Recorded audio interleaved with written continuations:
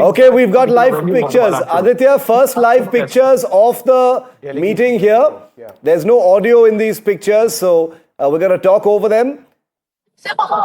Okay, there is no audio, just so our viewers know that there is no audio in these pictures. That's Prime Minister Modi along with Xi Jinping. First images of the handshake again here on NDTV of the two leaders shaking hands and their two delegations sitting down for this very, very important bilateral. National Security Advisor Ajit Doval is also visible there in those pictures along with Prime Minister Modi. Wang Yi is there with the Chinese President. These are the first pictures of that bilateral. There's a quick glimpse of the handshake between the two leaders, which we'll put on your screen also in just a minute. Vishnu, first pictures. I would assume the Foreign Secretary Vikram Misri is there as well, but this is just historic. It's the first time you've got an Indian Prime Minister in China since the Galwan clashes of 2020, which were fatal clashes.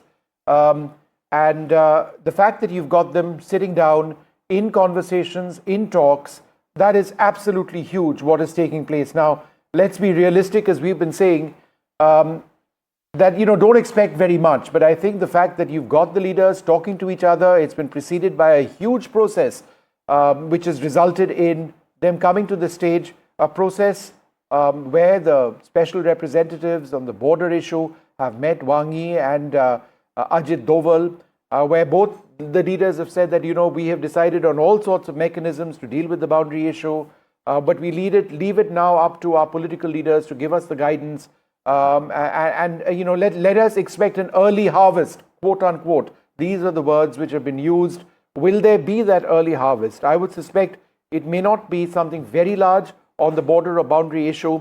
If there is something, I would suggest it's on a part of the border or boundary, but perhaps it may not be that. But I will tell you what is likely to happen. Further statements on trade between India, air travel, religious sites, more of them opening up in China. The Chinese have no problems with that per se. We expect more of that taking place, which would be in the context of the relationship very, very big. But it's the economic part of the relationship, the trade, the rare earths, the fertilizers, the chemicals, the electronics. India needs all of that. China is a world leader in manufacturing over there. Despite all of the problems that we've had with China, remember, throughout this period, trade between India and China at many levels has continued. It's not enough to say that, we switched off TikTok and therefore the relationship from an economic standpoint went off. That's not the case. Shiv, I would like to know what actually happens of TikTok. Yeah, if you ask me, that's a fairly low-hanging fruit to be sorted out over. Not just a low-hanging fruit, but one of possibly the widest possible interest. When it comes to populations across the country. Because let's face it, this is a young country. The banning of TikTok took a heavy toll on, the online community as well. There has been talk about TikTok being unbanned. There was a rumor recently which the government actually denied. But some people got it. Is that even on the table? We don't know. We don't know if that's on the table, Vishnu. But if it is, it's no small thing. TikTok is a huge it connects millions of people, around the world. We don't know if it's on the table, but it's big. Yeah, I don't think it's going to happen that soon, quite frankly, because there's that entire concern in India at so many quarters about, Chinese IT systems and social media infiltrating into the Indian setup and the impact that may have. Some of the fears are exaggerated. Some of them perhaps may not be. That's another sort of aspect of all of this. But just look at the pictures. I mean, who would have thought, 5 years after our soldiers were killed in action, Chinese soldiers killed in action in Galwan, there would be this situation where they're shaking hands. But Shiv, this is the point I was making. It's not a massive, there's no hug over there, right, which is Modi's style. There's nothing beyond a polite, courteous gesture among two, very formal. Very formal is how I would characterize this. Very business-like, right? And then getting down, a hand of friendship, a formal welcome, then both sides getting down, delegation level talks.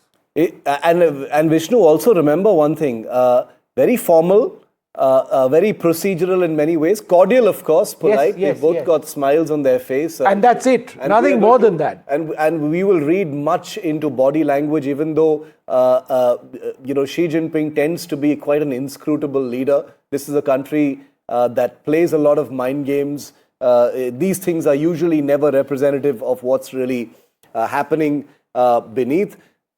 Okay, Ambassador Ashok Kantha is with us. He's just come out with a book as well on India-China relations. Ambassador Kantha, very warm welcome to you. You've Thank you. Joined us live just as these pictures have dropped in, sir, of the handshake between Modi and Xi Jinping. I'm not sure you can see the pictures yourself, but you can well imagine. No, I can see pictures. You can see the pictures. Tell us, Yeah. tell us what's going on. How do you read what's happening between the two leaders in this sort of photo op, but also the larger question of what you're expecting from this engagement, sir? Well, photo op, I think Vishnu has characterized it quite well. It's a sort of business-like, matter-of-fact handshake. Neither side showing too much exuberance. I think that's very befitting. It's an important meeting, no doubt about it. The Prime Minister is visiting China after a gap of 7 years and under unusually difficult circumstances when our relations with the USA are under considerable stress and there is a process of rebuilding relations with China which is unfolding. But this is going to be a step-by-step process. There are difficult challenges. I heard earlier you discussing TikTok and those apps which were banned. That is just partly illustrative of the nature of problems, but partly also concerns we have vis-a-vis China. Yeah. Security concerns, other concerns. So this will take time. What we are doing now, as I can understand, a dual track approach. On one side, we are putting greater primacy on border related issues. During last meeting of special representatives, we agreed to explore, early harvest and also, start the process of discussions on principles of de-escalation. And in parallel, we will move ahead with what we call people-to-people contacts and economic engagement. But if I could just enter a word of caution there, since you were referring to early harvest earlier, this is something we had explored with China. This is a Chinese proposal. At that time, it was limited to Sikkim sector alone. And after very careful consideration, we have turned down the proposal. No, but Ambassador because we didn't Kantha, could you clarify? Sikkim has a border, right, with China? Yes. And Nathula Pass is the major pass through where the border stands. And then east of that, Yeah. of course, is Doklam, which is Bhutan, as far as we are concerned. So in terms of low-hanging fruit, or what the Chinese actually call early harvest, those words find mentioned in our agreement, in our document as well, what are the other parts of the boundary which can be made into a border?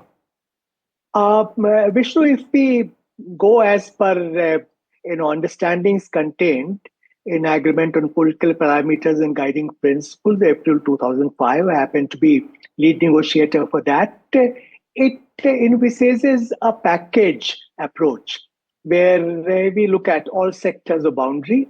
We were not inclined to look at piecemeal approach limited only to Sikkim sector. As a via media, we had discussed possibility. At the minimum, we must settle both Sikkim and middle sector. Then we can leave eastern sector and western sector. This for a is larger absolutely swap. amazing. We've got the person who led the negotiations in the 2005 India-China boundary question on our screens right now, and that's what's been referred to in all of the sort of mentions, Amazing documents a couple of days back. So the parameters and guiding principles for settlement. The fact, Ambassador Kantha, that they're actually talking about that, right? Because everything was thrown away after Yes. Galwan, is by itself significant, right? I think that's very significant that the consensus which was reached between National Security Advisor and Foreign Minister Wang Yi in their capacity as the respective special representatives in boundary question are reaffirmed Agreement of 2005 on political parameters guiding principles. No, essentially, it involves a negotiated political settlement. And certain principles and parameters have been agreed, and we should adhere to them. I think they are very important, and from our point of view, they are good markers. But Ambassador,